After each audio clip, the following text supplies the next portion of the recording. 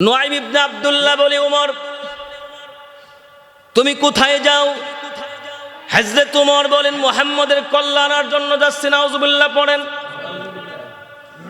Nuaim ইবনে আব্দুল্লাহ বলে, উমর আগে নিজের ঘরের খবর নাও।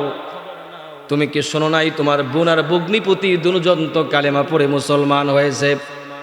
হযরত উমর এই কথা শোনার সঙ্গে সঙ্গে আবার ব্যাক করলেন, চলে গেলেন বোনের বাড়িতে। ভাইরা আমার, বোনের বাড়িতে গিয়ে দরজার ভিতরে নক করলেন, দরজা খুলে দেওয়া হলো। হযরত উমর বললেন, বোনরে শুনেছি তুমি নাকি কালেমা পড়েছ, তোমার বোন জামা, আমার বোন জামাই, সেও নাকি কালেমা পড়ে মুসলমান হয়েছে। ভাইরা আমার, এই কথা যখন বলা হলো, হযরত উমর রাদিয়াল্লাহু তাআলা আনহু বোনকে বলতেছে, বোন রে এখনো সময় আছে, বল ইসলাম ছাড়বি কিনা বল, মুহাম্মদের দরবার ছাড়বি কিনা বল, এখনো সময় আছে। বোন সঙ্গে সঙ্গে বলে উঠল, কাবার মালিক আল্লাহর কসম করে বলতেছি, ভাই শোনো উমর, তোমার দেহের ভিতরে যেই বাবার রক্ত বইতেছে, আজকে আমি ফাতেমার গায়েও কিন্তু সেই বাবার রক্ত বইতেছে। জীবন চলে যায় যাবি, তবু কখনো কালেমা ছাড়বো না, ইসলাম ছাড়বো না, মুহাম্মদের দরবার আমি ছাড়বো না। জোরে বলেন সুবহানাল্লাহ। আমার ভাইয়ারা, এই কথা যখন বলা হলো, হযরত উমর ইবনুল খাত্তাব রাদিয়াল্লাহু তাআলা আনহু তাকে মারার জন্য, পর্যুপুরে আঘাত করার জন্য ভাইরা আমার তার উপর হামলা করলেন। হিংস্র হায়ানার মতো ঝাঁপিয়ে পড়লেন, মেরে রক্তাক্ত করে ফেললেন। এত মারধর করলেন, মারার পরেও দেখে তেমন কোনো ফল পেলেন না, তারা কালেমা ছাড়ে না। হযরত উমর অবাক হয়ে বলে, বোন রে ইসলামের ভিতরে এমন কি পেয়েছো যার কারণে জীবন দিতে প্রস্তুত হয়ে গেছো, তবু কালেমা ছাড়তে প্রস্তুত হও নাই? এরপরেও কালেমা ছাড়তে রাজি নয়, ইসলাম ছাড়তে রাজি নয়।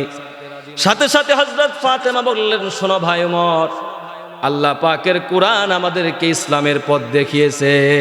সুবহানাল্লাহ। এই কথা বলে হযরত ফাতেমা সূরাতুত তাহার 5 আয়াত বিশিষ্ট একটি চিরকুট হযরত উমর ইবনুল খাত্তাব রাদিয়াল্লাহু তাআলা আনহুর হাতে অর্পণ করলেন।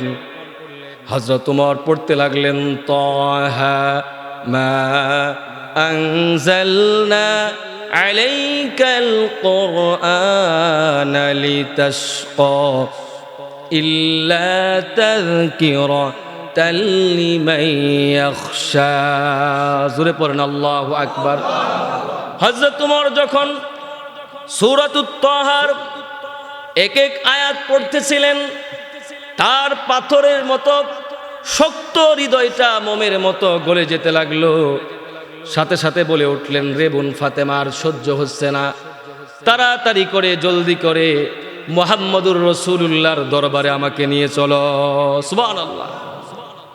হযরত উমর কি নিয়ে যাওয়া হচ্ছিল, হযরত রাসূল করিম সাল্লাল্লাহু আলাইহি সাল্লাম দারুল আরকামে হযরত আরকাম রাদিয়াল্লাহু তাআলা আনহুর বাড়িতে সাহাবীদেরকে দ্বীন শিক্ষা দিতেন, কালিমা শিক্ষা দিতেন।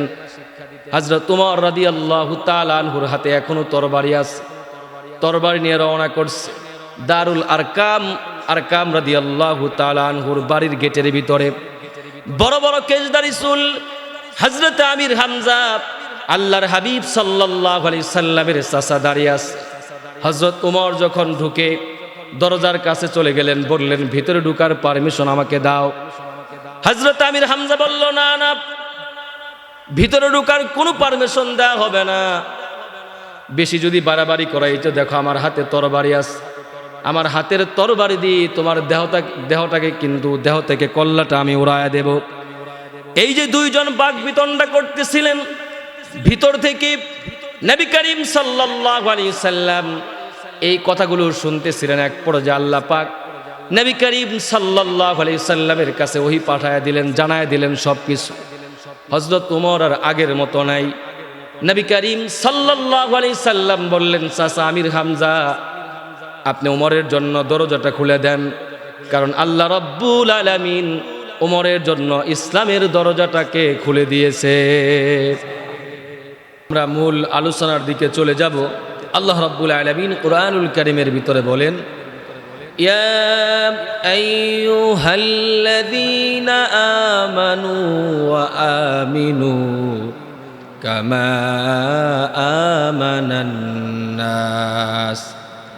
আল্লাহ পাক বলেন, হে ঈমানদারেরা, তোমরা ঈমান আনো তাদের মতো, কামা আমানান নাস, যেই সমস্ত মানুষেরা ঈমান এনেছে মানুষদের মতো তোমরা ঈমান আনো। মানুষ বলতে কারা? তাফসীরের কিতাবে মুফাসসিরিন ইকরাম বলেছেন তারা হচ্ছে আবু বকর, হযরত ওমর, হযরত আলী, হযরত উসমান যিন নূরাইন, এদের মতো ঈমান আনতে বলা হয়েছে। ঈমানদারদেরকে আল্লাহ পাক ঈমানকে নবায়ন করতে বলেছেন এবং বলেছেন যে তোমরা ঈমান আনো তাদের মতো যারা আবু বকর, ওমর, উসমান, আলী, অর্থাৎ আমার সাহাবায়ে কেরাম যারা আছে, আমার সাহাবীদের মতো তোমরা ঈমান আনো। এখন সাহাবীদের ঈমান কেমন ছিল, তারা কেমন ছিলেন, তাদের জীবন কিভাবে তারা অতিবাহিত করেছেন, জীবনকে পরিচালনা করেছেন, আমরা যদি সেটা না জানি তাহলে আমরা কিভাবে তাদের মতো জীবন যাপন করব? ঠিক না বলেন? হযরতে আবু বকর সিদ্দিক রাদিয়াল্লাহু তাআলা আনহু থেকে আমরা শুরু করি। প্রথমে আমরা বলবো হযরত আবু বকর সিদ্দিক রাদিয়াল্লাহু তাআলা আনহু,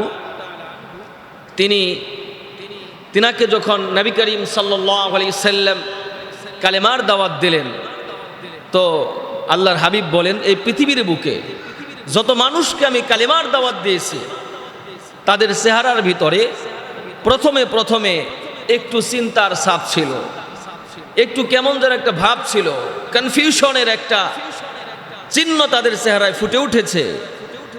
কিন্তু আমি প্রথমেই হযরত আবু বকর সিদ্দিককে যখন বললাম, আবু বকর, আল্লাহ রাব্বুল আলামিন আমাকে নবী হিসেবে প্রেরণ করেছেন, আমার উপরে আল্লাহ রাব্বুল আলামিন কোরআনুল কারীম অবতীর্ণ করেছেন, সুতরাং তুমি আমার উপর ঈমান আনো। আল্লাহর হাবিব বলেন, হযরত আবু বকরের চেহারার ভিতরে বিন্দু মাত্র কোনো সন্দেহের চিহ্ন আমি দেখি নাই। সুবহান! বিনা বাক্যে, বিনা দ্বিধায়, বিনা সংকোচে পড়ে নিয়েছেন, লা ইলাহা ইল্লাল্লাহু মুহাম্মাদুর রাসূলুল্লাহ, কালেমা পড়ে নিয়েছে বিনা বাক্যে। বয়স্কদের ভিতরে সর্বপ্রথম কালেমা গ্রহণ করেছেন হযরতে আবু বকর সিদ্দিক রাদিয়াল্লাহু তাআলা আনহু। গোলামদের ভিতরে সর্বপ্রথম কালেমা পড়েছেন হযরতে যায়েদ রাদিয়াল্লাহু তাআলা আনহু। নারীদের ভিতরে সর্বপ্রথম কালেমা পড়েছেন হযরত খাদিজাতুল কুবরা রাদিয়াল্লাহু তাআলা আনহা। যুবকদের ভিতরে সর্বপ্রথম কালেমা পড়েছেন হযরত আলী কাররামাল্লাহু ওয়াজহা। আমার ভাইয়েরা, হযরত আবু বকর সিদ্দিক রাদিয়াল্লাহু তাআলা আনহুর জীবনী নিয়ে আমরা প্রথমে দিকে আলোচনা করতে চাই। তিনি ছিলেন নবী করিম সাল্লাল্লাহু আলাইহি সাল্লামের একজন উজির হিসাবে তাকে বলতে পারেন, উজির বলতে পারেন। কারণ আল্লাহর হাবিব জীবনের প্রতিটি ক্ষেত্রে, প্রতিটি অধ্যায়ে সব সময় আবু বকর সিদ্দিকের সাথে তিনি পরামর্শ করতেন। সব বিষয়ে তিনি নবী করিম সাল্লাল্লাহু আলাইহি সাল্লাম হযরত আবু বকর সিদ্দিককে তিনি প্রায়োরিটি দিতেন, প্রাধান্য দিতেন। শুধু তাই নয়, হযরত আবু বকর সিদ্দিক হচ্ছে দুনিয়ার জীবনে মুসলমান হিসাবে সেকেন্ড ম্যান, দ্বিতীয় ব্যক্তিত্ব ছিলেন। আবার হযরত আবু বকর সিদ্দিক ছিলেন আল্লাহর হাবিবের সে গারে সৌরের সাথী ছিলেন, হিজরতের সাথী ছিলেন আবু বকর সিদ্দিক। আবার রাসূল করিম সাল্লাল্লাহু আলাইহি সাল্লামের কবরের পাশে দ্বিতীয় 2 নম্বরে যাকে শোয়ানো হয়েছে, যার কবর দেওয়া হয়েছে, তিনার নাম কি? জোরে আওয়াজে বলেন, হযরত আবু বকর সিদ্দিক। এরপরে না ওমর, ঠিক না বলো? সব বিষয়ে আল্লাহর হাবিব হযরত আবু বকর সিদ্দিককে প্রায়োরিটি দিয়েছেন। নবীজি বলেছেন, তোমরা আবু বকরকে কষ্ট দিও না, কারণ আবু বকরকে কষ্ট দিলে আমি রাসূল আমি নবী কষ্ট পাই। প্রিয় ভাইরা আমার, এই জন্য আসুন, ফ্যানগুলো বন্ধ করে দেন, সবগুলো ফ্যান।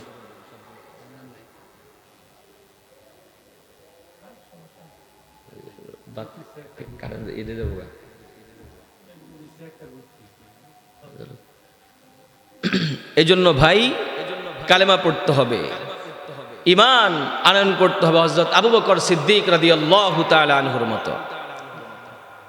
হযরত আবু বকর সিদ্দিক রাদিয়াল্লাহু তাআলা আনহু তিনি কেমন ছিলেন?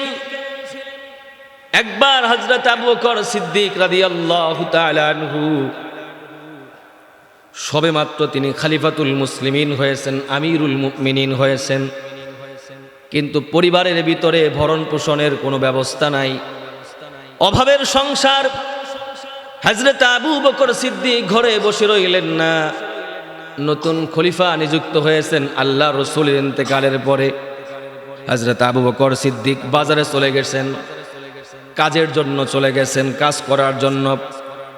বাজারে গিয়ে দেখেন একজন লোক ডাকাডাকি করে, অ্যানাউন্স করে, শ্রমিক চাই, শ্রমিক চাই, আমার একজন কাজের মানুষ লাগবে।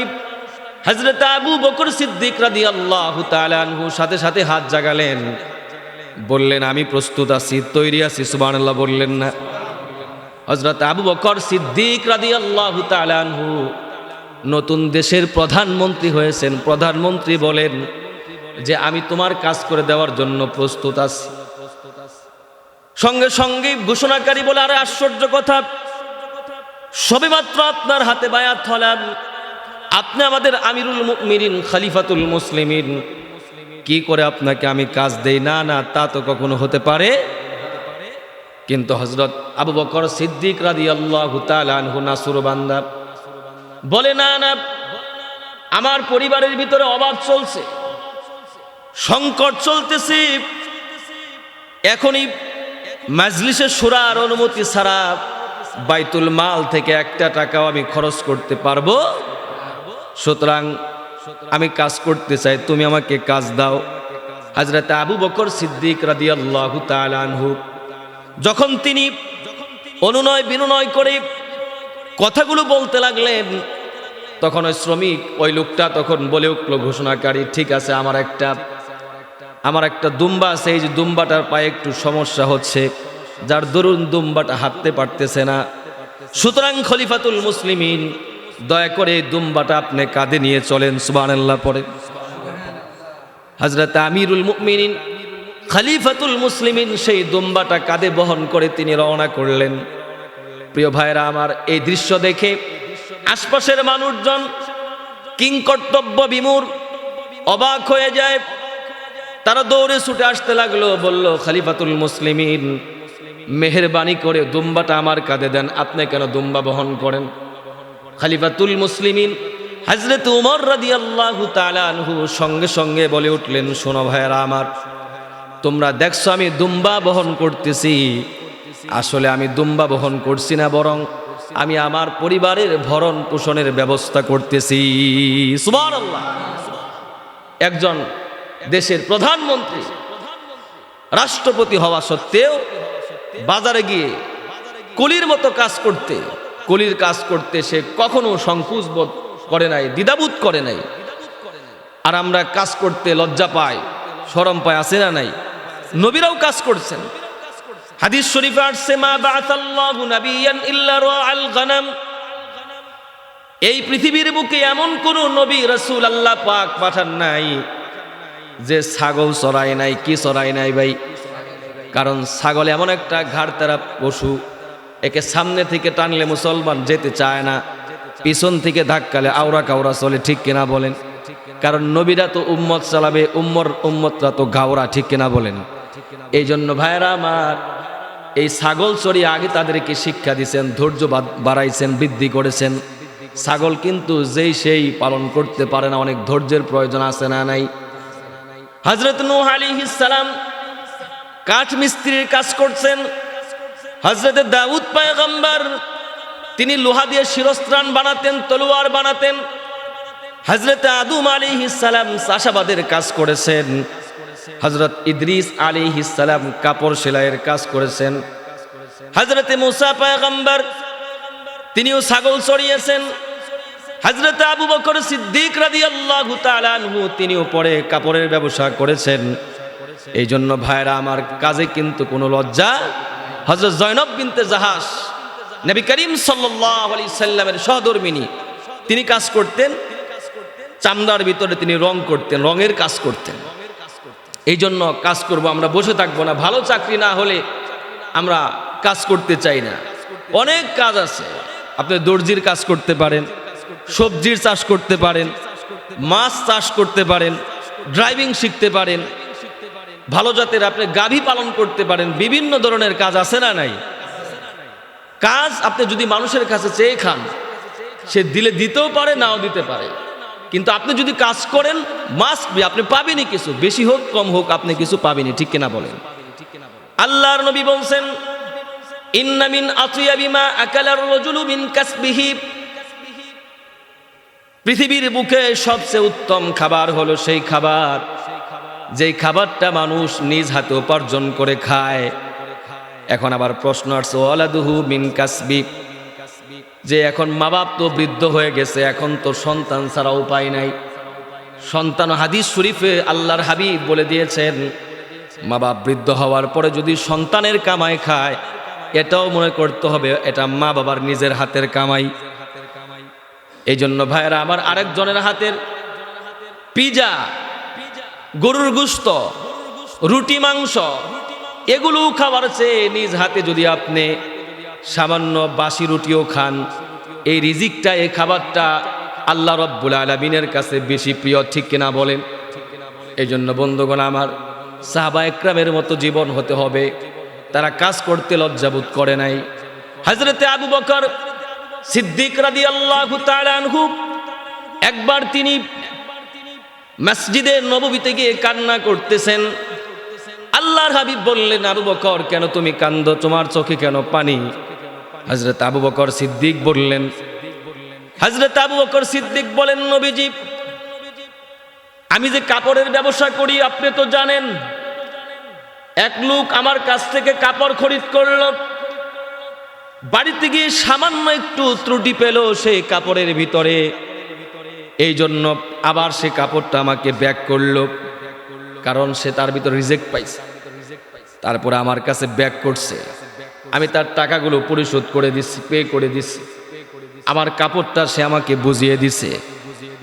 ভাইয়েরা আমার, অনেক দোকানে আপনারা দেখবেন লেখা থাকে বিক্রিত মাল ফেরত নেওয়া হয় না, আছে না নাই? এটা সুন্নতের খেলাফ, সুন্নত পরিপন্থী কাজ। মুসলমান কখনো দোকানের ভিতরে এমন কথা লিখতে পারে? আমার ভাইয়েরা, হযরত আবু বকর সিদ্দিক নবীজিকে বললেন, ওই লোকটা কাপড় ফেরত দিল, আমিও তাকে টাকা ফেরত দিয়েছি। হযরত আবু বকর সিদ্দিকের কথা আল্লাহর হাবিব বললেন, তাহলে তো সমস্যা কি? টাকা যদি তুমি না দিতা তাহলে না একটা কান্নার বিষয় ছিল, টাকাও তো তুমি দিয়ে দিছ, সে কাপড়ও দিয়ে দিছে, তুমি টাকাও ফেরত দিয়ে দিছ, কান্নার তো আর কিছু নাই। হযরত আবু বকর সিদ্দিক বললেন, ইয়া রাসূলুল্লাহ, আমি জানি কোনো সমস্যা নাই, তবে আমার ভিতরে ভয় হয় কিয়ামতের দিন, মুসিবতের সময় এই লোকটা যেমনি ভাবে কাপড়ের ভিতরে সামান্য একটু ত্রুটি থাকার কারণে ফিরিয়ে দিল, আমাকে রিটার্ন করলো, ব্যাক করলো, কিয়ামতের দিন মুসিবতের সময় আল্লাহ রাব্বুল আলামিন যদি আমার আমলনামার ভিতরে বিন্দুমাত্র এরকম ত্রুটি থাকার কারণে আল্লাহ পাক যদি আমার আমলনামাগুলো আমাকে ফিরিয়ে দেয়, তাহলে আমি আবু বকরের তো জাহান্নাম ছাড়া উপায় নাই। আল্লাহু আকবার বলেন। কেমন চিন্তা, যে আবু বকরের ব্যাপারে আল্লাহর হাবিব বলছেন, উদখুল মিন বাবি, জান্নাতের 8টি দরজা দিয়ে তাকে ডাকা হবে, আবু বকর তুমি আমার ভিতর দিয়ে প্রবেশ করো, আবু বকর তুমি আমার ভিতর দিয়ে প্রবেশ করো। যে আবু বকরের ব্যাপারে আল্লাহর হাবিব বলছেন, আবু বকর ফিল জান্নাহ, আবু বকর আল্লাহর জান্নাতে যাবে। দুনিয়ার ভিতর থেকেই জান্নাতের সার্টিফিকেট পেয়েছেন, এরপরেও মুসলমান ভাই তার অন্তরের ভিতরে কেমন ভয় ছিল, আমল যদি ফিরিয়ে দেওয়া হয়, এই ভয়কে আমাদের ভিতরে আছে। হযরত আবু বকর সিদ্দিক রাদিয়াল্লাহু তাআলা আনহু কেমন ছিলেন? একবার রাসূল করিম সাল্লাল্লাহু আলাইহি সাল্লামের মজলিসে তিনি বসে আছেন, বারবার তিনি চোখটা টানতেছে, চোখ ওনার বন্ধ হয়ে যাচ্ছে, কিন্তু চেষ্টা করতেছেন দুই হাতের আঙ্গুল দিয়ে চোখ উনি বারবার খুলতেছে। নবী করিম সাল্লাল্লাহু আলাইহি সাল্লাম বললেন, আবু বকর তুমি এমন কেন করতেছো?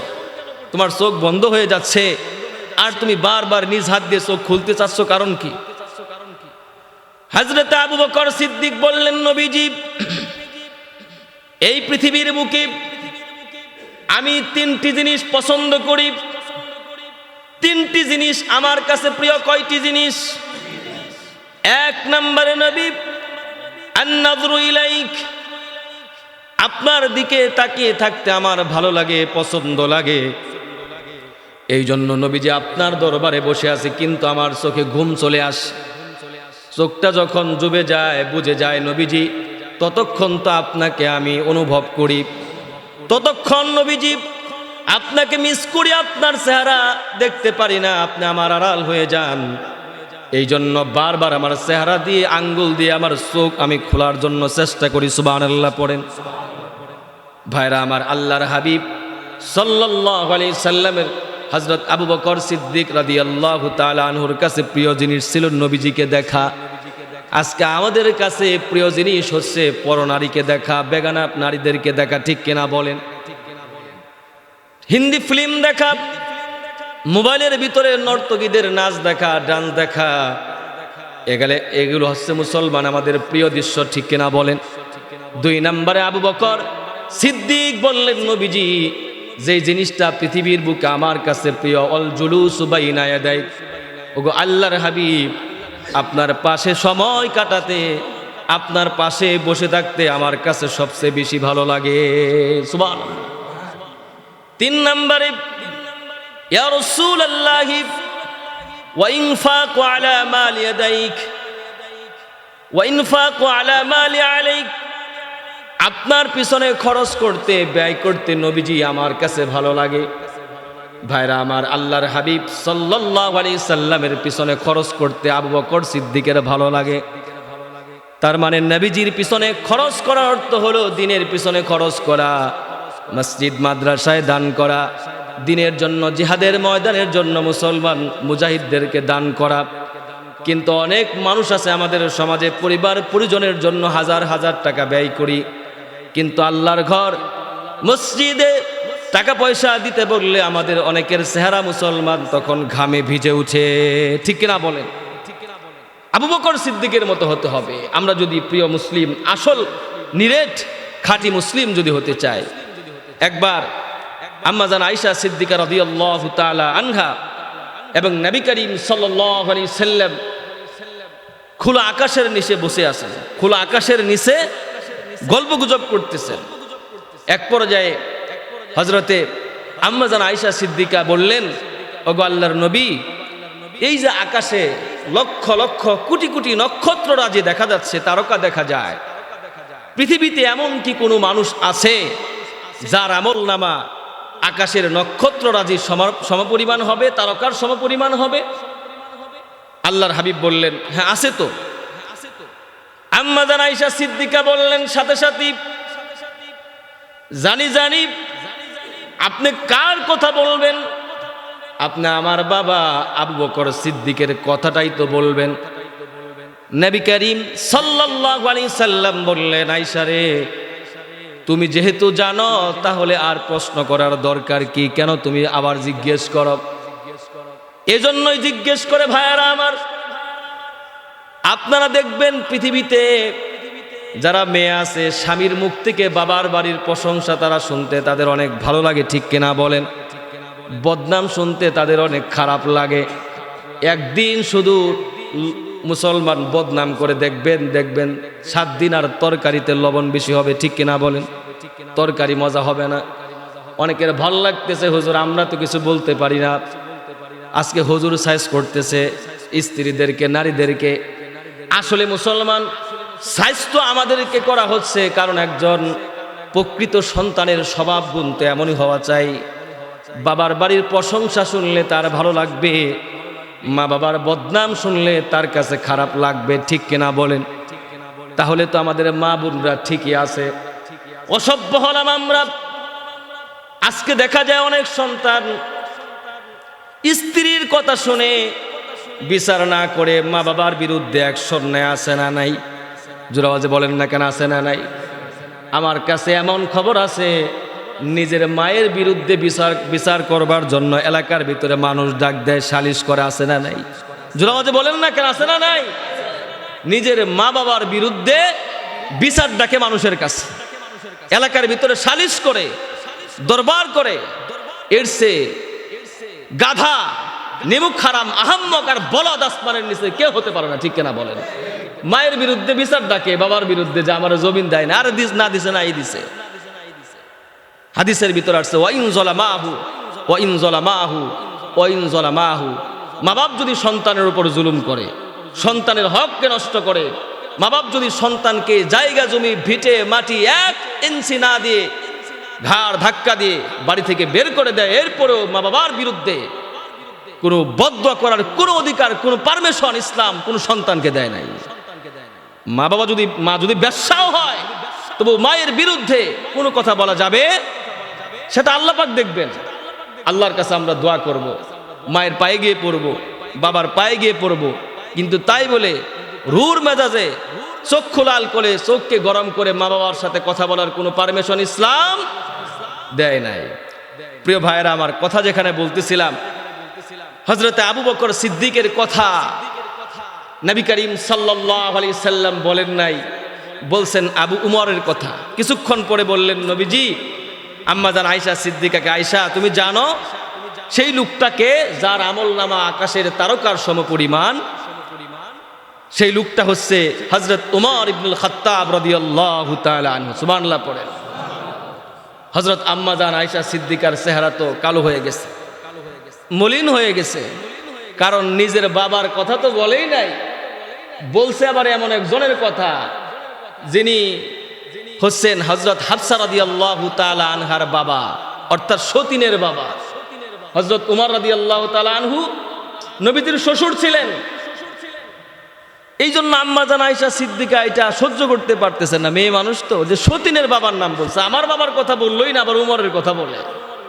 Face is the indicator of mind, চেহারা হচ্ছে মনের আয়না। নবী করিম সাল্লাল্লাহু আলাইহি সাল্লাম বুঝতে পারছেন যে আম্মাজান আয়েশা সিদ্দিকা রাদিয়াল্লাহু তাআলা আনহা, তার ভিতরে গন্ডগোল শুরু হয়ে গেছে। আল্লাহর হাবিব সাল্লাল্লাহু আলাইহি সাল্লাম কিছুক্ষণ পরে বললেন, আয়েশা রে, আমি জানি তোমার মন খারাপ হয়ে গেছে, তোমার ভিতরে গন্ডগোল আরম্ভ হয়ে গেছে, তোমার চেহারা আমাকে সংবাদ দিতেছে।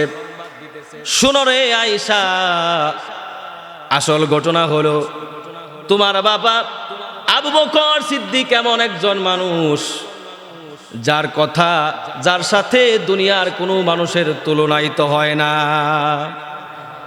তোমার বাবার আমল যদি, আবু বকর সিদ্দিকের আমল যদি এক পাল্লায় রাখা হয়, আর গোটা দুনিয়ার সমস্ত উম্মতের আমলনামা যদি আর এক পাল্লায় রাখা হয়, তাহলে আবু বকর সিদ্দিকের আমলনামায় ওজনটা ভারী হয়ে যাবে।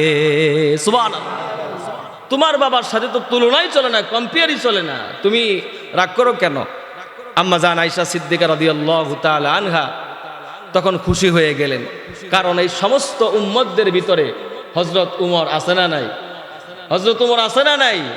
উনার চিন্তা যে উমরের চেয়ে উনার বাবার গ্রেডটা উপরে থাকতে হবে, কারণ উমর হচ্ছে উনার সতীনের বাবা, ঠিক না বলেন? প্রিয় ভাইরা আমার, তাহলে হযরত আবু বকর সিদ্দিক রাদিয়াল্লাহু তাআলা আনহুর মর্যাদা, ইজ্জত, সম্মান কোথায় ছিল প্রিয় ভাইরা আমার? এই জন্য তাদের মতো ঈমান আমাদেরকে আনয়ন করতে হবে। তারা যেভাবে জীবনকে লাইফ লিড করেছেন, জীবনকে অতিবাহিত করেছেন, পরিচালনা করেছেন, সেইভাবে আমাদের জীবনকে পরিচালনা করতে হবে। রাজি আছেন তো ইনশাআল্লাহ ভাইরা?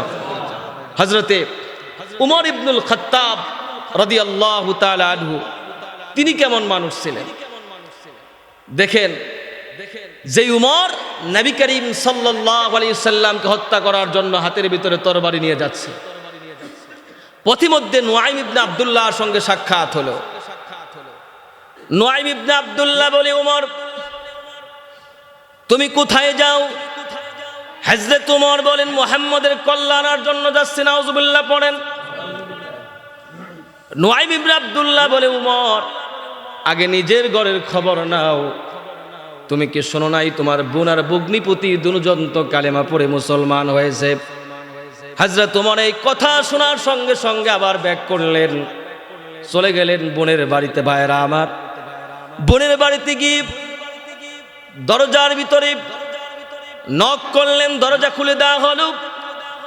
হযরত ওমর বললেন, বোনরে শুনেছি তুমি নাকি কালেমা পড়েছ, তোমার বোন জামা আমার বোন জামাই সেও নাকি কালেমা পড়ে মুসলমান হয়েছে। ভাইরা আমার, এই কথা যখন বলা হলো, হযরত ওমর রাদিয়াল্লাহু তাআলা আনহু বোনকে বলতেছে, বোন রে এখনো সময় আছে, বল ইসলাম ছাড়বি কিনা, বল মুহাম্মদের দরবার ছাড়বি কিনা, বল এখনো সময় আছে।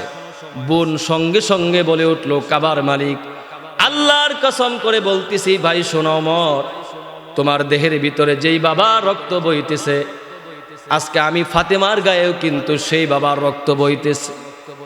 জীবন চলে যায় যাবি, তবু কখনো কালেমা ছাড়বো না, ইসলাম ছাড়বো না, মুহাম্মদের দরবার আমি ছাড়বো না। জোরে বলেন সুবহানাল্লাহ। আমার ভাইয়ারা, এই কথা যখন বলা হলো, হযরত ওমর ইবনুল খাত্তাব রাদিয়াল্লাহু তাআলা আনহু তাকে মারার জন্য, পর্যুপুরে আঘাত করার জন্য ভাইরা আমার তার উপর হামলা করলেন। হিংস্র হায়ানার মতো ঝাঁপিয়ে পড়লেন, মেরে রক্তাক্ত করে ফেললেন। এত মারধর করলেন, মারার পরেও দেখে তেমন কোনো ফল পেলেন না, তারা কালেমা ছাড়ে না। হযরত ওমর অবাক হয়ে বলে, বোন রে ইসলামের ভিতরে এমন কি পেয়েছ যার কারণে জীবন দিতে প্রস্তুত হয়ে গেছো, তবু কালেমা ছাড়তে প্রস্তুত হও নাই? এরপরেও কালেমা ছাড়তে রাজি নয়, ইসলাম ছাড়তে রাজি নয়। সাথে সাথে হযরত ফাতেমা বললেন, শোনো ভাই ওমর, আল্লাহ পাকের কোরআন আমাদেরকে ইসলামের পথ দেখিয়েছে। সুবহানাল্লাহ। এই কথা বলে হযরত ফাতেমা সূরাতুত তাহার 5 আয়াত বিশিষ্ট একটি চিরকুট হযরত ওমর ইবনুল খাত্তাব রাদিয়াল্লাহু তাআলা আনহুর হাতে অর্পণ করলেন। হযরত ওমর পড়তে লাগলেন, তাহা মা আনজালনা আলাইকাল কুরআনা লিতাশকা ইল্লা তাযকিরাতাল লিমান ইয়াখশা। জোরে পড়েন আল্লাহু আকবার। হযরত ওমর যখন সূরাতুত তাহার এক এক আয়াত পড়তেছিলেন, তার পাথরের মতো শক্ত হৃদয়টা মোমের মতো গলে যেতে লাগলো। সাথে সাথে বলে উঠলেন, রে বোন ফাতেমা, আর সহ্য হচ্ছে না, তাড়াতাড়ি করে জলদি করে মুহাম্মদুর রাসূলুল্লাহর দরবারে আমাকে নিয়ে চলো। সুবহানাল্লাহ। হযরত ওমর কি নিয়ে যাওয়া হচ্ছিল, হযরত রাসূল করিম সাল্লাল্লাহু আলাইহি সাল্লাম দারুল আরকামে হযরত আরকাম রাদিয়াল্লাহু তাআলা আনহুর বাড়িতে সাহাবীদেরকে দ্বীন শিক্ষা দিতেন, কালেমা শিক্ষা দিতেন। হযরত ওমর রাদিয়াল্লাহু তাআলা আনহুর হাতে এখনো তরবারি আছে, তরবারি নিয়ে রওনা করছে দারুল আরকাম। আরকাম রাদিয়াল্লাহু তাআলা আনহুর বাড়ির গেটের ভিতরে বড় বড় কেশদারি চুল হযরত আমির হামজা, আল্লাহর হাবিব সাল্লাল্লাহু আলাইহি সাল্লামের চাচা দাঁড়িয়ে আছে। হযরত ওমর যখন ঢুকে দরজার কাছে চলে গেলেন, বললেন, ভিতরে ঢুকার পারমিশন আমাকে দাও। হযরত আমির হামজা বলল, না না, ভিতরে ঢুকার কোনো পারমিশন দেওয়া হবে না। বেশি যদি বাড়াবাড়ি করাই তো দেখো আমার হাতে তরবারি আছে, আমার হাতের তরবারি দিয়ে তোমার দেহটাকে কিন্তু দেহ থেকে কল্লাটা আমি উড়ায়া দেব। এই যে দুইজন বাক বিতণ্ডা করতেছিলেন, ভিতর থেকে নবী করিম সাল্লাল্লাহু আলাইহি সাল্লাম এই কথাগুলো শুনতেছিলেন। এক পর্যায়ে আল্লাহ পাক নবী করিম সাল্লাল্লাহু আলাইহি সাল্লামের কাছে ওহী পাঠায়া দিলেন, জানায়া দিলেন সবকিছু। হযরত ওমর আর আগের মতো নাই। নবী করিম সাল্লাল্লাহু আলাইহি সাল্লাম বললেন, চাচা আমির হামজা, আপনি ওমরের জন্য দরজাটা খুলে দেন, কারণ আল্লাহ রাব্বুল আলামিন ওমরের জন্য ইসলামের দরজাটাকে খুলে দিয়েছে। হযরত ওমর ঘরের ভিতরে প্রবেশ করলেন। নবী করিম সাল্লাল্লাহু আলাইহি ওয়াসাল্লাম তিনার শাহাদাত আঙ্গুল দিয়ে ইজারে বাঁধ যেখানে পায়জামা কিংবা সালাত করলেন, হযরত উমর কাঁপতে কাঁপতে নবীজি সাল্লাল্লাহু আলাইহি সাল্লামের কদমে পড়ে গেলেন। এরপরে বললেন, হাতি ইয়াদাক উবাইয়ুক, ওগো আল্লাহর নবী, আপনার হাতখানা বাড়ায় দেন, এই মুহূর্তে আপনার হাতে হাত রেখে আমি পড়ে নিচ্ছি আশহাদু আল্লা ইলাহা ইল্লাল্লাহু মুহাম্মাদুর রাসূলুল্লাহ। কালেমা পড়ে মুসলমান হয়ে গেলেন। মুসলমান হবার পরে ইসলাম কতটা শক্তিশালী হলো। হযরত উমর ইসলাম ধর্ম গ্রহণ করবার পরে আল্লাহর হাবিব সাল্লাল্লাহু আলাইহি সাল্লামকে বলে, ইয়া রাসূলুল্লাহ, আলাসনা আলাল হক, আমরা কি সত্য পথে নই? আবু জাহেল ওরা কি অসত্য পথে নয়? আমরা কি হকের পথে আছি না? ওরা কি বাতিলের পথে না? নবী করিম সাল্লাল্লাহু আলাইহি সাল্লাম বললেন, হ্যাঁ, আমরা তো সত্য পথে আছি, ওরা বাতিল পথে আছে, গায়র হক পথে আছে। নবী করিম সাল্লাল্লাহু আলাইহি সাল্লামকে ওমর আরো বলে, ইয়া রাসূলুল্লাহ, মৃত্যুর পরে আমরা কি জান্নাতে যাব না? কয়, হ্যাঁ, আমরা তো জান্নাতে যাব। আবু জাহেলরা ওরা কি জাহান্নামে যাবে না? কয়, হ্যাঁ, ওরা জাহান্নামে যাবে। তখন হযরত উমর রাদিয়াল্লাহু তাআলা আনহু বললেন, নবীজি, আপনি সত্য, আল্লাহ পাক সত্য, কোরআন সত্য, নবী সত্য, সব কিছু সত্য। মরলে আমরা যাব জান্নাতে, ওরা যাবে জাহান্নামে। মৃত্যুর পরে ওরা যাবে জাহান্নামে, এই কথা জানার পরেও যদি ওরা মাথা নত না করে, ইয়া রাসূলুল্লাহ, মৃত্যুর পরে সাথে সাথে আমরা আল্লাহর জান্নাতে চলে যাব, আমরা কেন ওদের সামনে মাথা নত করব, বাতিলের সামনে? ঠিক না বলেন? সবই সত্য। আর আমি উমর ইসলাম কবুল করেছি। নবী, আপনি একটু অনুমতি দেন, আমি কাবার প্রাঙ্গণে মাঝখানে গিয়ে, মক্কা শহরের মাঝখানে গিয়ে একটা ঘোষণা দেব যে ইসলাম কবুল করেছি। কারো বাপের বুকের পাটা থাকলে সেজন্য আমাকে বাধা দেয়। ইসলামের ঘোষণা দেব, মানুষকে কালেমার দাওয়াত দেব, কে আছে আমাকে বাধা দেবে? একটু পারমিশন দেন, প্রকাশ্যে ইসলামের প্রচার করতে চাই। তো রাসূল করিম সাল্লাল্লাহু আলাইহি সাল্লাম বললেন, উমর, এটা আমাদের মাক্কি জীবন, এখানে আমরা গোপনে মানুষকে কালেমার দাওয়াত দেব। যখন মক্কা বিজয় হবে তখন প্রকাশ্যে কালেমার দাওয়াত দেব। হযরত উমর বললেন, নবীজি, ঠিক আছে, তবে আপনি আমাকে একটা পারমিশন দেন, গোপনে একটা মিছিল করব, গোপনে একটা স্লোগান দিব, একটা পারমিশন আমাকে দেন। আল্লাহর হাবিব বললেন, ঠিক আছে, সতর্কভাবে দেবে। হযরত উমর রাদিয়াল্লাহু তাআলা আনহু 11 জন সাহাবীকে নিয়ে দারুল আরকাম থেকে নিয়ে 11 জন সাহাবীর সামনে গিয়ে সাথে নিয়ে দারুল আরকাম থেকে রওনা করলেন কাবাগরের দিকে, বাইতুল্লাহর দিকে। আল্লাহর নামের তাকবীর ধ্বনি দিতে দিতে আসতে লাগলেন। এক পর্যায়ে কাবাগরের কাছে এসে, প্রিয় ভাইয়েরা আমার, বাইতুল্লাহর গিলাফকে চুম্বন করে বলতে লাগলেন, তারিম আলী জাওজাতুহু, কে আসো, আমি উমরের মিছিলে বাধা দাও। ইয়াতামা ওয়ালাদুহু, হযরত উমর রাদিয়াল্লাহু তাআলা আনহু বললেন, কেমন আছো? তার সন্তানকে এতিম করতে চাও, স্ত্রীকে বিধবা বানাতে চাও, কেমন আছো? মায়ের বুক খালি করতে চাও, আমি উমরের স্লোগানে বাধা দাও, আমি উমরের মিছিলকে থামাও। প্রিয় ভাইয়েরা আমার, হযরত উমর রাদিয়াল্লাহু তাআলা আনহু যখন এই ঘোষণা দিতেছিলেন, ভিতর থেকে আবু জাহেল, উতবা, সাইবা বলে, কে রে আমাদের পারমিশন ছাড়া মক্কা শহরের মাঝখানে এসে স্লোগান দেয়, আল্লাহর নামের তাকবীর দেয়। আবু জাহেল বের হয়ে আসে, উতবা, সাইবা বের হয়ে আসে। বের হয়ে এসে দেখি আর কেউ নয়, স্লোগানের সামনে, মিছিলের সামনে নেতৃত্ব দিয়ে যে মিছিল করতেছে সে আর কেউ নয়, সে হচ্ছে ওমর ইবনুল খাত্তাব রাদিয়াল্লাহু তাআলা আনহু। সুবহানাল্লাহ। এই দৃশ্য দেখে আবু জাহেল দৌড়, উতবা, সাইবা দৌড়, কারণ যেই মিছিলে হযরত উমর আছে সেই মিছিলে বাধা দেওয়ার সাহস কারো আছে? ওরা ভয়ে পালিয়ে গেল।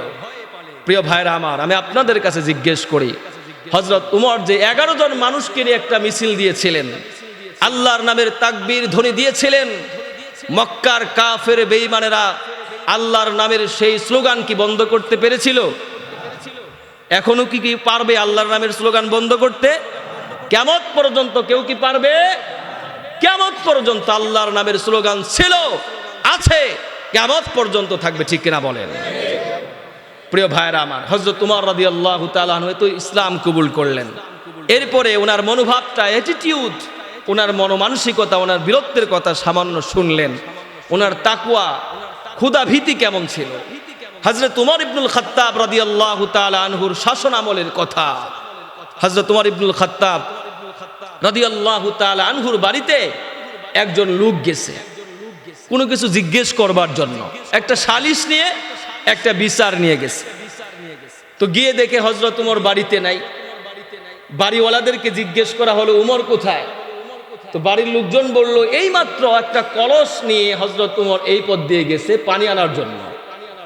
তো লোকটা হযরত উমরের পিছু নিয়েছে, গিয়ে দেখে কূপ থেকে হযরত উমর রাদিয়াল্লাহু তাআলা আনহু, খুব চিন্তা করে, খুব ভালো করে বোঝার চেষ্টা করুন, খলিফাতুল মুসলিমিন, আমিরুল মুমিনিন, তদানীন্তন সময়ে দেশের রাষ্ট্রপতি সেই উমর বালতি দিয়ে কূপ থেকে পানি তুলে তুলে তিনি কলসির ভিতরে পানি ভরতেছেন।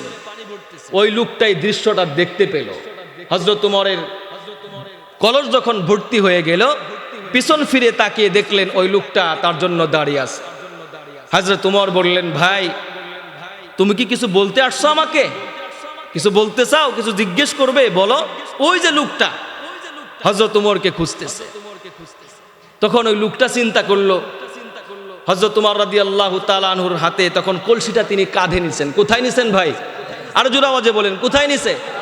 কাঁধে নিছেন। উনি চিন্তা করতেছে, কথাটা একটু আমার লিঙ্গার হতে পারে, একটু দীর্ঘ হতে পারে। হযরত উমর খলিফাতুল মুসলিমিন, তিনি যদি কাঁধে এই কলসটা নিয়ে দাঁড়িয়ে থাকে, তার তো কষ্ট হতে পারে, কথা একটু লম্বাও হতে পারে। এই জন্য উনি বললেন, খলিফাতুল মুসলিমিন, কথা আমি বলবো, তবে এর একটা শর্ত আছে। আপনি যদি মেহরবানি করে কাদের কলসিটা যদি মাটির ভিতরে রাখতেন, এরপরে কথাগুলো বলতাম। প্রিয় ভাইয়েরা আমার, হযরত উমর রাদিয়াল্লাহু তাআলা আনহু বসে পড়লেন। হযরত উমর বসে কলসিটা তিনি হাঁটুর উপর রাখলেন। কোথায় রাখলেন? মাটিতে রাখেন নাই। লোকটা বললেন, এখন মনে মনে চিন্তা করে, কথা তো আমার দীর্ঘ হয়ে যেতে পারে, সুতরাং উমর খলিফাতুল মুসলিমিনের তো কষ্ট হয়ে যাবে। এই জন্য বললেন, খলিফাতুল মুসলিমিন, মেহরবানি করে যদি আপনি কলসিটা মাটির ভিতরে রাখতেন, টেনশন ফ্রি হয়ে, চিন্তামুক্ত হয়ে আপনার সাথে মন খুলে কথা বলতে পারতাম। এই কথা শুনবার পরে হযরত উমর রাদিয়াল্লাহু তাআলা আনহুর চেহারার ভিতরে বিরক্তির ভাব ফুটে উঠল। হযরত উমর রাদিয়াল্লাহু তাআলা আনহু বললেন, ভাই কেন তুমি বারবার আমাকে জোর করতেছো? তুমি কি জানো না যেই জমিনে আমি বসে আছি, এই জমিনের মালিক আমি উমর নই, এই জমিনের মালিক হলো মদিনার আরেকজন লোক। সুতরাং তুমি কি দেখো না যে কলসিটা আমার হাতে আছে, এই কলসির তলায় এখনো পানি আছে ভিজা। এই ভেজা কলসি, ভিজা পানি যদি আমি এই জমিনের ভিতরে রাখি, আরেকজনের জমিন থেকে কিছু মাটি তো কলসির নিচে লেগে গিয়ে, তলায় লেগে গিয়ে আমার বাড়িতে যখন চলে যাবে, কিয়ামতের দিন মুসিবতের সময় আল্লাহ পাক যদি জিজ্ঞেস করেন, ওমর রে, ক্ষমতার দাপট দেখি জোর করে মানুষের জমিনের মাটি তোমার বাড়িতে তুমি নিয়ে আসছো, তাহলে আমি উমর আল্লাহ তাআলার কাছে কি জবাব দেব? সুবহানাল্লাহ বললেন। হযরত উমর কি চিন্তা করে, আরেকজনের বাড়ির কলসির তলায় আরেকজনের ক্ষেতের একটু মাটি চলে যাবে তার বাড়িতে, এই জন্য হযরত উমর ভেজা কলসিটাও আরেকজনের জমিনে রাখতে রাজি। এবার হযরত উমর রাদিয়াল্লাহু তাআলা আনহুর এমন কথা শুনে লোকটা অবাক হয়ে যায়। এবার হযরত উমর বলে, ঠিক আছে ভাই, এখন তুমি প্রশ্ন করো, কি জন্য তুমি আসছো আমার কাছে জিজ্ঞেস করো। লোকটা তখন বলে, উমর, আমার প্রশ্নের আনসার আমি পেয়ে গেছি, উত্তর আমি পেয়ে গেছি। হযরত উমর বললেন, আরে ভাই, কিছুই তো তুমি বললে না, আমিও কিছু বললাম না, উত্তর তুমি কি করে পেয়ে গেলে? লোকটা তখন বলে উঠল, খলিফাতুল মুসলিমিন, কয়েকদিন যাবৎ আমার এক প্রতিবেশীর সঙ্গে এক হাত জায়গা নিয়ে দ্বন্দ্ব। আমি বলি তার সীমানায় এক হাত জায়গা আমার, এটা আমি দাবি করি, আর আমার প্রতিবেশী দাবি করে আমার সীমানার ভিতরে এক হাত জায়গা তার, এ দিয়ে আমার দ্বন্দ্ব। কিন্তু খলিফাতুল মুসলিমিন আজকে যে কথাটা আপনি আমাকে শোনাইলেন, আমার ভয় হয় আরেকজনের জায়গার ভিতরে এক হাত জমি দাবি না করে নিজের জায়গা থেকে আরো 3 হাত দিয়ে দেওয়াটাই ভালো, ঠিক কিনা? কারণ কিয়ামতের ময়দানে মুসিবতের সময় আল্লাহ রব্বুল আলামিনের কাঠগড়ায়, আসামির কাঠগড়ায় যদি আমাকে দাঁড়াতে হয়, আরেকজনের সামান্য ইঞ্চি জায়গা যদি আমি খাই, তাহলে আল্লাহ পাকের কাছে তো আমাকে জবাবদিহিতার কাঠগড়ায় দাঁড়াতে হবে। হাদিস শরীফে আসছে, মুসলিম শরীফের 5018 নম্বর হাদিস, লানাল্লাহু মান গায়্যারা মানারাল আরদ। নবী করিম সাল্লাল্লাহু আলাইহি সাল্লাম বলেছেন, কেউ যদি 1 ইঞ্চি মানুষের জায়গার সীমানার চিহ্ন পরিবর্তন করে, তার উপর সবসময় অবিরত বিরতিহীনভাবে আল্লাহ পাকের অভিশাপ আর অভিসম্পাত বর্ষণ হতে থাকে। নাউজুবিল্লাহ পড়েন। তাহলে আমরা বুঝতে পারলাম খলিফাতুল মুসলিমিন হযরত উমর রাদিয়াল্লাহু তাআলা আনহুর অন্তরে যে ভয় ছিল, যে তাকওয়া ছিল, এই তাকওয়া আমাদের অর্জন করার দরকার আছে না নাই? আর জোরে আওয়াজে বলেন, আছে না নাই? হযরত উসমান রাদিয়াল্লাহু তাআলা আনহু তিনি কেমন ছিলেন? তিনি অত্যন্ত লজ্জাশীল ছিলেন। একবার এক ঘরের ভিতরে আল্লাহর হাবিব আবু বকর উমর বসে আছেন, হযরত উসমান গনি রাদিয়াল্লাহু তাআলা আনহু দরজায় গিয়ে নক করলেন। নবী করিম সাল্লাল্লাহু আলাইহি সাল্লাম বুঝতে পারলেন হযরত উসমান ঘরের ভিতরে আসার পারমিশন চাচ্ছে। নবী করিম সাল্লাল্লাহু আলাইহি সাল্লামের জামা একটু সামান্য উপরে উঠা ছিল। নবীজি বললেন, নিজেও সাথে সাথে কাপড়টাকে নিচে নামালেন, আর আবু বকর উমরকে বললেন, তোমরা কি জানো না উসমান ঘরের ভিতরে আসতেছে? সে কিন্তু অত্যন্ত লজ্জাশীল, তাড়াতাড়ি করে তোমরা যার যার কাপড় ঠিকঠাক করে নাও। সুবহানাল্লাহ পড়েন। হযরত উসমান গনি, গনি শব্দের অর্থ হচ্ছে অভাব মুক্ত, অমুখাপেক্ষী, অর্থাৎ তিনি অনেক ধনী ছিলেন। কেমন ধনী ছিলেন? বীরে রুমা কুপ্তি ইহুদিদের কাছ থেকে তদানীন্তন সময়ে হযরত উসমান গনি রাদিয়াল্লাহু তাআলা আনহু 47 লক্ষ টাকা ব্যয় করে মুসলমানদেরকে দিয়েছিলেন। সুবহানাল্লাহ পড়েন। শুধু তাই নয়, একবার মসজিদে নববীতে জায়গা সংকুলান হচ্ছিল না, সংকট হচ্ছিল। নবী করিম সাল্লাল্লাহু আলাইহি সাল্লাম বললেন, কে আছো এমন যে মসজিদে নববীর জায়গা একটু বাড়াতে চাই? এক লোক, সে মসজিদে নববীর ভিতরে তার জায়গা আছে, কে জায়গাটাকে খরিদ করে দিবে, সে আমার সঙ্গে জান্নাতে থাকবে। সুবহানাল্লাহ পড়েন। নবীজি বলেছেন, প্রত্যেকটা নবীরই জান্নাতে একজন করে বন্ধু থাকবে। আমি মুহাম্মদুর রাসূলুল্লাহ সাল্লাল্লাহু আলাইহি সাল্লামের বন্ধু হবে হযরত উসমান গনি রাদিয়াল্লাহু তাআলা আনহু। সেই মসজিদে নববীর জায়গাটা উসমান গনি রাদিয়াল্লাহু তাআলা আনহু ক্রয় করে দিয়েছিলেন, খরিদ করে দিয়েছিলেন। সুবহানাল্লাহ। হযরত উসমান গনি ছিলেন নবী করিম সাল্লাল্লাহু আলাইহি সাল্লামের জামাতা, মেয়ের জামাই উম্মে কুলসুম এবং রুকাইয়া রাদিয়াল্লাহু তাআলা আনহা। এই দুইজন নবী করিম সাল্লাল্লাহু আলাইহি সাল্লামের মেয়েকে তিনি বিবাহ করেছিলেন। একজনের ইন্তেকালের পর আরেকজন বিবাহ করেছিলেন। নবীজি বলেছেন, আমার যদি আরো মেয়ে থাকতো তাহলে উসমান গনির সাথে আমি আরেকটা মেয়েকে বিবাহ দিতাম। সুবহানাল্লাহ বললেন না? দেখেন 4 খলিফার ভিতরে কি সুন্দর মিল। দুইজন হচ্ছে নবীজির শ্বশুর, দুইজন হচ্ছে নবীজির মেয়ের জামাই। হযরত আবু বকর সিদ্দিক এবং হযরত উমর রাদিয়াল্লাহু তাআলা আনহু, এই দুইজন হচ্ছে নবী করিম সাল্লাল্লাহু আলাইহি সাল্লামের শ্বশুর। এই দুইজন কি? জোরে আওয়াজে বলেন। আম্মা জান আয়েশা সিদ্দিকা কার মেয়ে? হযরত হাফসা রাদিয়াল্লাহু তাআলা আনহা কার মেয়ে? উমর রাদিয়াল্লাহু তাআলা আনহু। তাহলে সেই সূত্রে হযরত উমর নবীজির শ্বশুর। আবার দুইজন ছিল 4 খলিফার ভিতরে নবী করিম সাল্লাল্লাহু আলাইহি সাল্লামের মেয়ের জামাই। একজন হচ্ছে হযরত উসমান গনি, আর একজন হচ্ছে হযরত আলী কাররামাল্লাহু ওয়াজহা। তিনার স্ত্রীর নাম কি? জোরে বলেন। হযরত ফাতেমা রাদিয়াল্লাহু তাআলা আনহা। প্রিয় ভাইরা আমার, হযরত উসমান গনি রাদিয়াল্লাহু তাআলা আনহা তিনি বলেন যে নবী করিম সাল্লাল্লাহু আলাইহি সাল্লামের সাথে যখন আমি হাতটা স্পর্শ করেছি, যেদিন বায়াত হয়েছি তারপর থেকে কোনোদিন এই ডান হাতকে আমি লজ্জা স্থানে লাগাই নাই। সুবহানাল্লাহ বিহামদিহি। যদিও এটা কোনো গুনাহের কাজ নয়, কিন্তু কতটা আদব ছিল যে রাসূলুল্লাহর হাতে আমার হাত লেগেছে, এই হাত আমি ওই জায়গায় কিভাবে লাগাই। হযরত উসমান গনি বলেন যে ইসলাম ধর্ম গ্রহণ করার পূর্বেও নয়, পরে তো নাই, পূর্বেও কোনোদিন আমি জিনা করি নাই, পূর্বেও কোনোদিন আমি গান শুনি নাই, পূর্বেও কোনোদিন আমি শিরিক করি নাই। সুবহানাল্লাহ বিহামদিহি। অনেক সাহাবীরা ছিল ইসলাম গ্রহণ করার পূর্বে শিরিক করছে, জিনা করছে, অনেক গুনাহ করছে, পরে তাওবা করছে, আল্লাহ পাক মাফ করে দিয়েছেন, ঠিক কিনা বলেন। কিন্তু হযরত উসমান গনি রাদিয়াল্লাহু তাআলা আনহু বলেন যে আমি হলাম এমন লোক, ইসলাম ধর্ম গ্রহণ করার পূর্বে এই সমস্ত গুণ আমার ভিতরে ছিল। প্রিয় ভাইরা আমার, হযরত আলী কাররামাল্লাহু ওয়াজহা তিনি অত্যন্ত মেধাবী ছিলেন। কেমন মেধাবী ছিলেন? তিনার বুদ্ধিমত্তার পরিচয় আপনারা শুনুন।